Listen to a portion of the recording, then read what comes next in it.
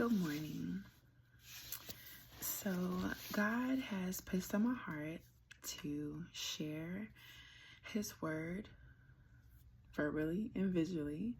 I'm still going to be posting as Madam Motivates, but I've been called to speak His word. Okay. So, the verse of the day in my Bible app is Psalms 23, verse 4. And it reads, "Yea, though I walk through the valley of the shadow of death, I will fear no evil. For thou art with me, thy rod and thy staff, they comfort me."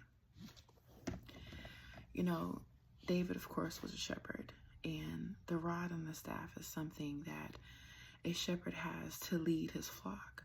So he uses that analogy to show us that God is leading us.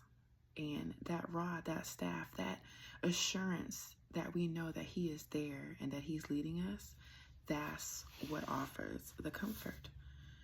And we shall have no fear. Fear should be casted unto Jesus. He said, cast all your sorrows and worries unto Him, and that's what we should do. See, the enemy wants us to have doubt. He wants us to have fear. He wants us to not be confident in what God already promised us, what God already told us. So he fills our minds up with doubt, with things that make us not want to be obedient and walk the path that God has set for us.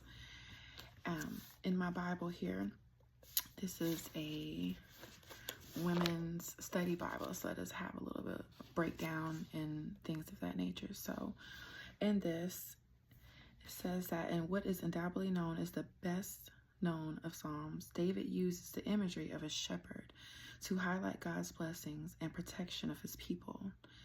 It was rather common for kings of the time to be compared to shepherds.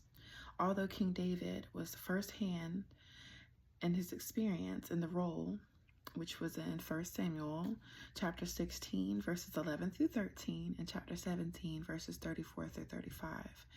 In this psalm, he is only one of the sheep in the fold of God.